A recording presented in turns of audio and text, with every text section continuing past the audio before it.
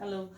Now, these the homeworks are given and the answers are given in the brackets so that you can check your answers. Okay, now these are all about how to find out the HCF of two numbers by Euclid's division algorithm. Now we can find HCF of three numbers also by the same algorithm. What we do, first we find out the HCF between these any two numbers by Euclid's division algorithm. Then we find out the HCF of these two and the third number by the same method.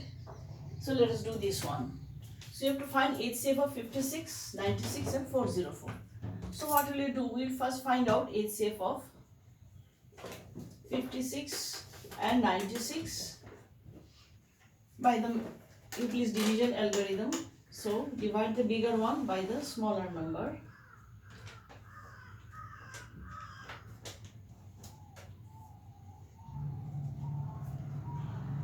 Then divide the divisor by the remainder, as you know the method.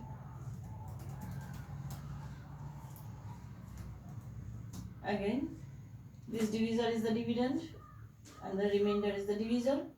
16 to the 32. 8 is the remainder. Now, this remainder is divisor and this divisor is the dividend. So, this time it goes 8 to the 16. The remainder is 0. So, we stop and this is the HCF of these two. So, HCF of these two is 8. We have found out. Now, what will you do? We will find out HCF of 8 and 404. So, this will be the actually HCF of the three numbers 56, 96, 404. So, when to find out HCF of three numbers, we first find out HCF of any two numbers. See, then we find HCF of this and the third number like this, and that will be the final result. So that we can find out by Euclid's division algorithm. 540, then 4, it will not go. So 4 is the remainder. So divide the divisor by the remainder, it goes. So 4 is the HCF. So it is, the answer is your 4. So in this way, we can find out HCF of any number of integers by successive methods. That is, first we find out HCF of any two number, then we find out, then we take that HCF and the third number. Then if there is a fourth number, then we will find HCF of this 4 and the fourth number. In this way it will go. This is the process. Okay. So this method is okay. Now, and then I'll be showing some word problems of HCF and LCM. So before that, let me introduce the second theorem on real numbers or positive integers. That is the fundamental theorem of arithmetic.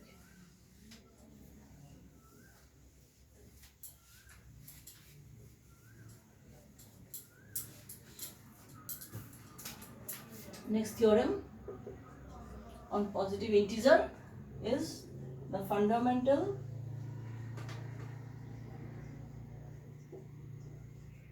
theorem of arithmetic.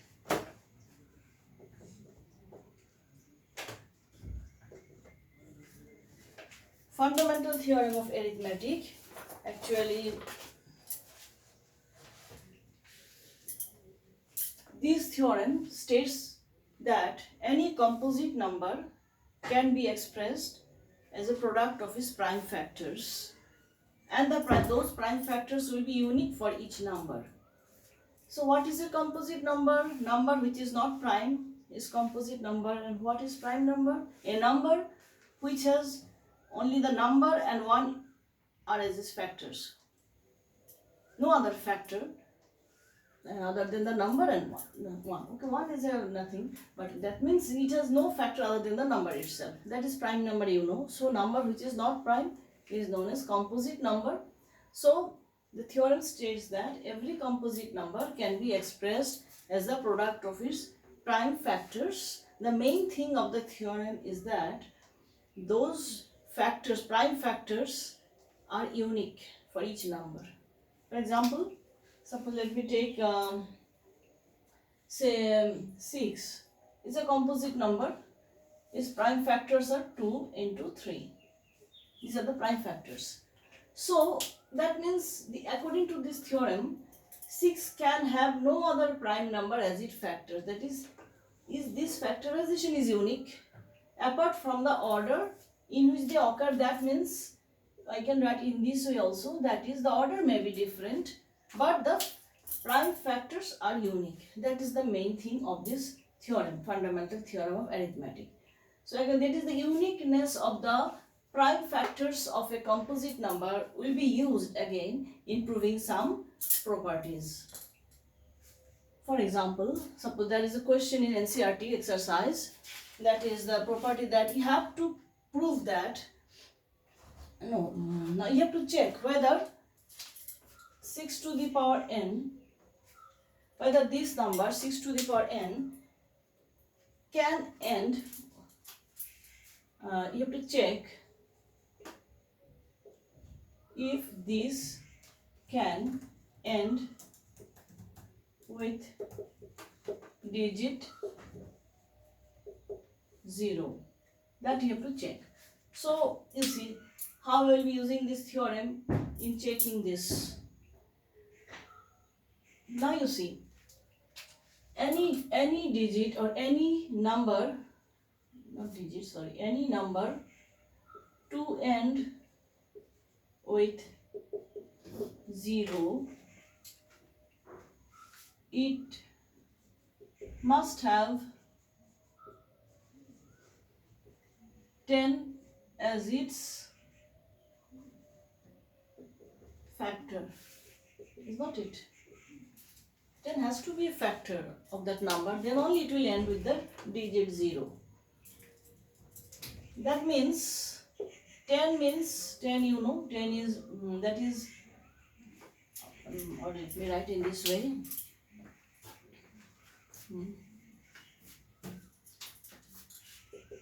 10 is equal to 2 into 5. So 2 and 5 are the prime factors of 10, or this is a prime factorization of 10.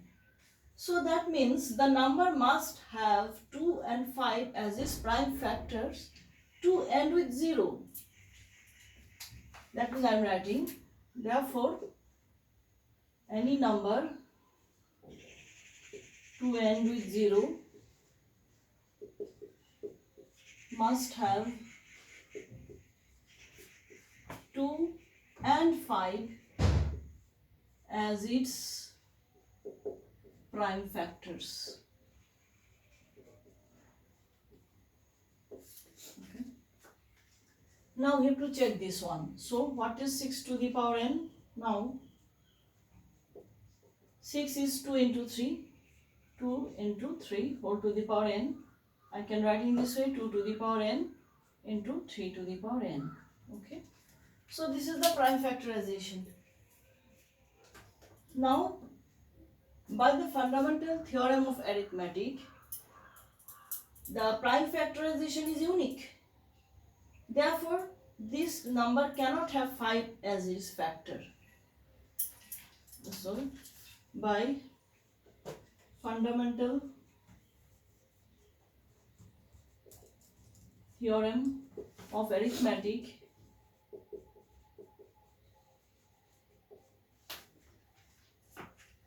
due to the uniqueness of factorization, which the theorem states actually, so we can say by fundamental of theorem arithmetic, 6 to the power n can't have 5 as its factor. This is the main thing, main line.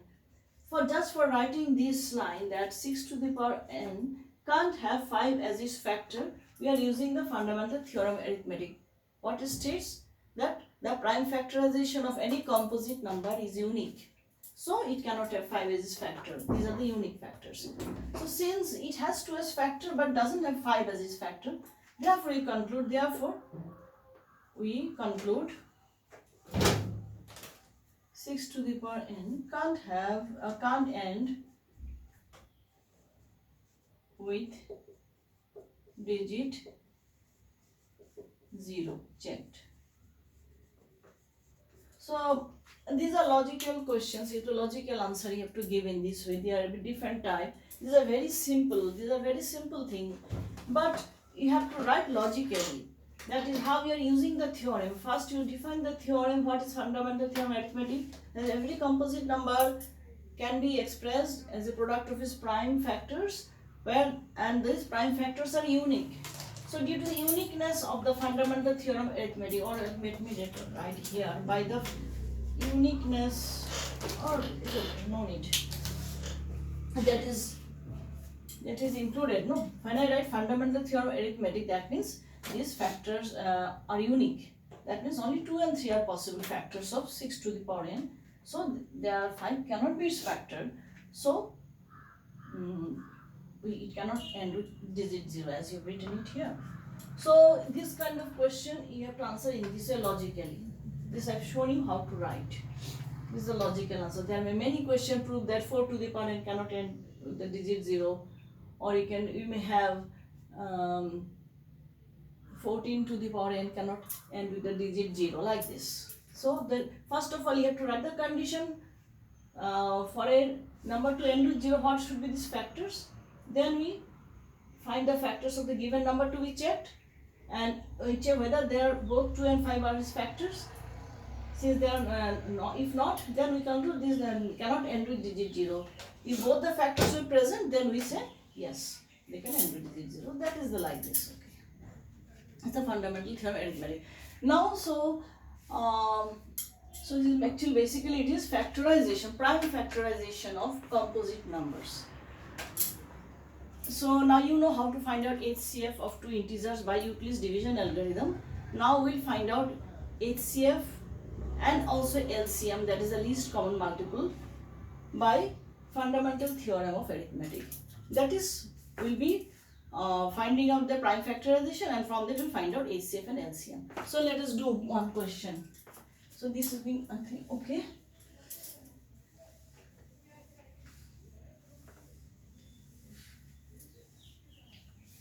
So let us take two numbers, say 24, and another number I can say I can take 3 into 24, so I can take 15. Okay, fine. So these two integers we have to find HCF and LCM by fundamental theorem of arithmetic. So that means what we have to do it now, we first find out the prime factorization. So it is 2q into 3 8 is 24. That is the prime factorization 24. Then we write prime factorization of the other number 3 into 5. Okay. After that, you know how to find HCF. You have done in your primary classes. We take out the common factor, the lowest power of the common factor. Here only 3 is the common factor and lowest power is same, both the cases 1 1. So this is your HCF. And LCM, what is the LCM? LCM is the common factor into the remaining factors. So these two are remaining factors. So it is 3 into 8, 5 8 ja 40. So this is LCM, this is HCF. Another example. Let me take say 16 and 16 and say 24. Oh no, let me take 48. 16 and 16 48. Some other number. Let me take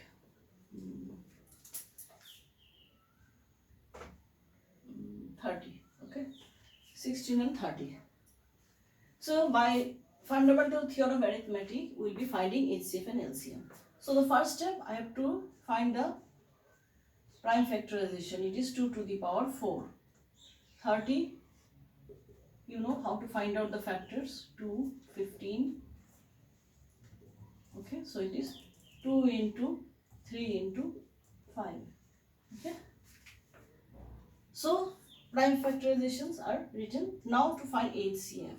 What is HCF? Is the lowest power of the common factor. So common factor is only 2. Here power is 4, here power is 1. So I take the lower power. So I will be taking 2 to the power 1, that is 2. No other common factor. And for LCM, what I do? I take the bigger power of the common factor. So among this common factor, 4 is the bigger one. So I will take the bigger power of the common factor. And when I take bigger power of common factor, this is being included here. So this is omitted. And the remaining factors to be written. So this is LCM, you know, you recall. The bigger power of the common factor and the remaining factors, and the common factor will be this one, will be included here, so we don't take it again. So it is 16 into 3 into 5. We take in this way, 5, 16, 80 into 3, so it is 240. So these are the methods to find out HCF and LCM by fundamental theorem arithmetic. That is, we find out the prime factorization, and then by observing the common factor, lowest power of the common factor HCF, then highest power of the common factor, and the remaining factor, we get the LCM, least common multiple. These are the methods. Okay. So you can practice this kind of question from NCERT exercise 1.2. Okay, NCERT exercise, your homework, NCERT exercise 1.2. These kind of questions are there. Question number 1, 2, okay, 1, 2, 3, and also 4 you can do. 1, 2, 3, 4 you will be able to do. Question 1, 2, 3, 4 you will be able to do. And one more thing you should observe, that is the product of HCF and LCM is equal to product of the numbers. Product of the numbers. As you observe, 3 into 120, 3 into 120, product of the numbers is 24 and 15. 24 and 15. Similarly here, HCF is 2, LCM is 240, product of the numbers 16 into 30. 16 into 30. This is also a very important property, that product of HCF and LCM of two numbers is equal to product of the numbers. Okay. Now next what to do? Factorization. Okay. The question number 5 I have solved this one. That was question number 5 already I have solved. Question 5 is solved. So 5 is solved. And okay. 6. Question number 6. Let me explain it. You have to explain whether what is question number 6.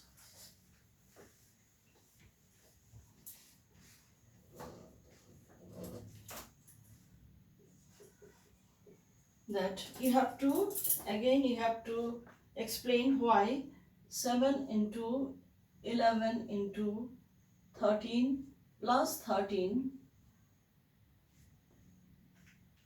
is a composite number. Why this is a composite number? These are very simple. You simply take 13 is common. Here 13 common, then 7 into 7 is left here, plus 1 from this. So 13 into 77 plus 1 is 78. So you see, you can find the prime factorization. 13 into 78 is what? 13, 6 the 78. 13 into 6 is 78. So I can write 6 is 2 into 3 into 13 square. So this is the prime, this can be written as this. So since there are three factors I can see, 2, 3 and 13, therefore it is a composite number. In this way you have to explain. This was question number 6. Okay, right. Now next I'll be solving some word problems from R.D. Sharma involving HCF and LCM. Okay. So let me take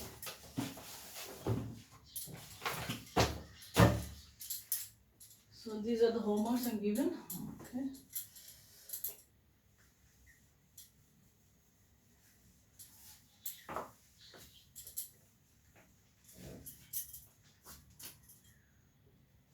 Word problems.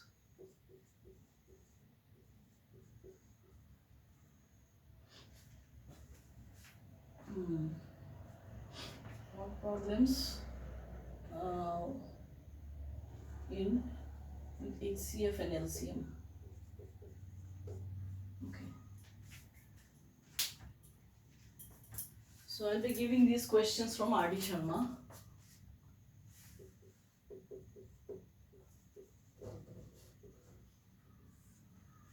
Okay.